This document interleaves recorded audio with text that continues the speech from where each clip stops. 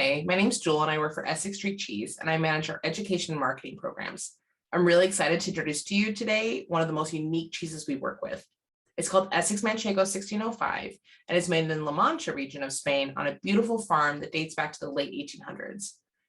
Manchego is an incredibly popular cheese, but you may not have ever tasted one like the one that we import. I wanted to share with you some really important information today about the history of Manchego, the important work Sierra de la Solana is doing to bring real Manchego back, and then most importantly, how the flavor of this cheese develops from the ground to your counter. So let's get started. The first written record of Manchego is in Cervantes' Don Quixote, Man of La Mancha, published in 1605. For any lit nerds out there, Don Quixote was a man going crazy thanks to mercury poisoning in his helmet, convinced that he was a knight fighting dragons and performing all acts of chivalry alongside his squire Sancho. In reality, he was riding around on horseback fighting windmills with his friend who was the worst for letting him carry on his delusions. Like any knight in shining armor, Don Quixote was convinced he needed a lady in waiting. After all, how else would his heart burn with fire enough to keep him going on his quest against the dragons? So he wrote a love letter to Dulcinea, a shepherdess who made cheese on her farm in La Mancha. Sancho, being the worst wingman ever, lost the letter on the way to Dulcinea, so upon arriving begs her for a token to bring back to his master, concerned that he would truly go insane if he finds out about this blunder. Dulcinea, getting all sorts of creeper stalker vibes, decides that the safest bet is to send back a wheel of cheese she makes on her farm, Manchego. Sancho gravely returns to Don Quixote, who then, inspired by the love of his countess, goes on to fight dragons and save the world from assured destruction.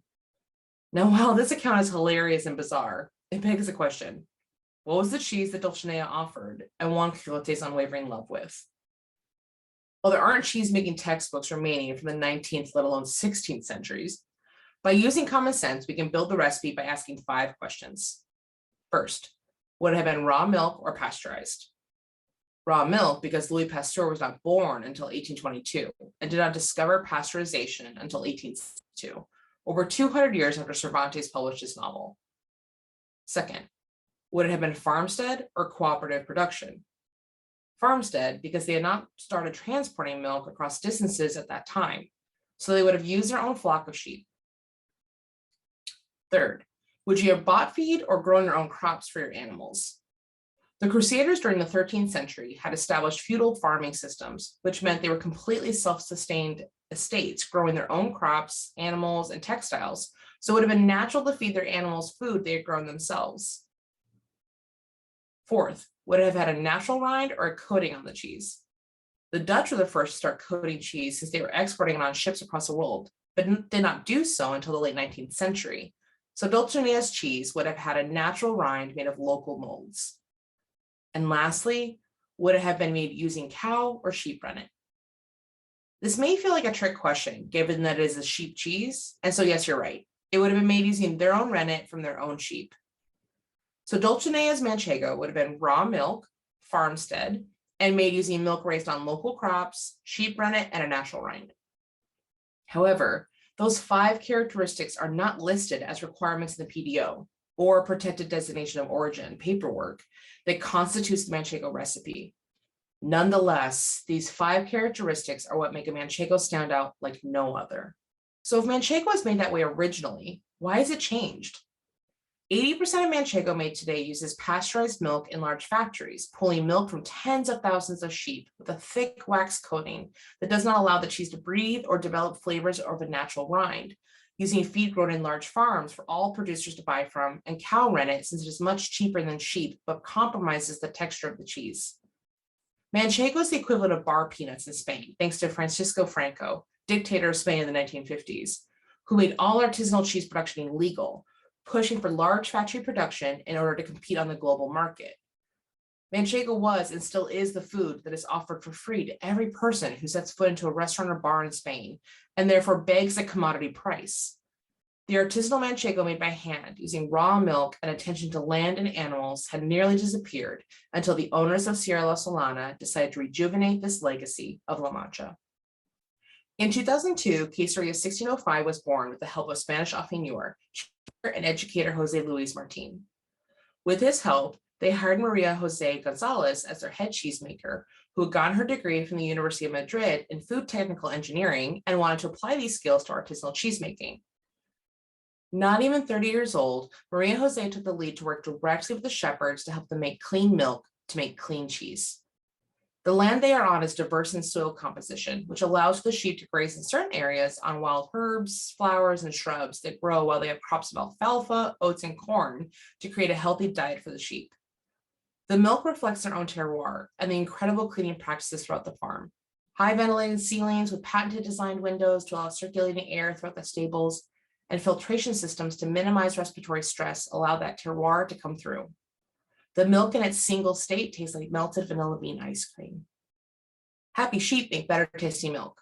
It may sound like a slogan for an ad campaign, but there's actual science behind it. Animals with lower levels of cortisol produce more and better quality milk naturally.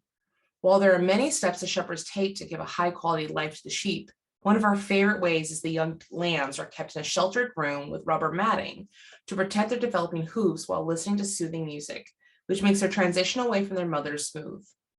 When they become of age to start producing milk, they are brought back to the flock but separate based on nutritional needs to ensure that each group of sheep is receiving exactly what it needs based on its season in life.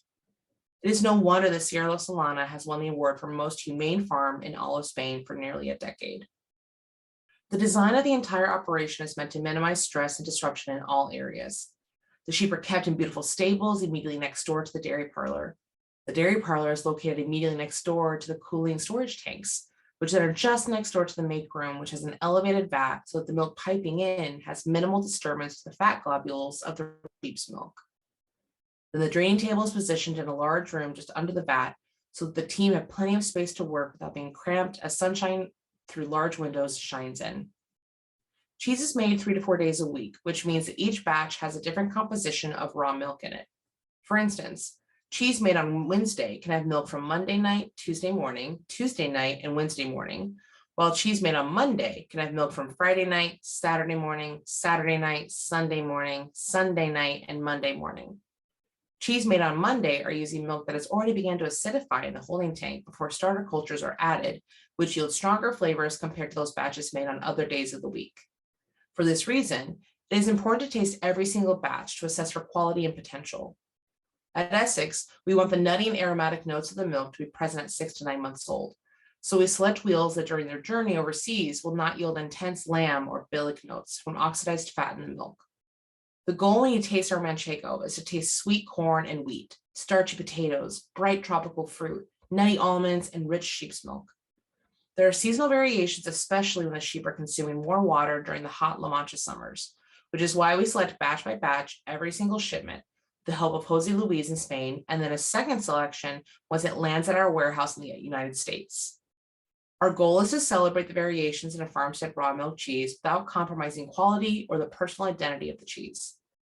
The molds on the exterior of the cheese remain intact throughout the entire life, serving as a protective blanket around the cheese to maintain moisture as it ages, but also allow deeper flavor development and dissipation of off flavors that would normally get trapped under a coating. The result may be a Manchego unlike anything you've ever tried, but surely one you will never forget. I really appreciate you taking the time to learn about our amazing Essex Manchego 1605. If you have any more questions, please don't hesitate to reach out at racheljewel@essexcheese.com.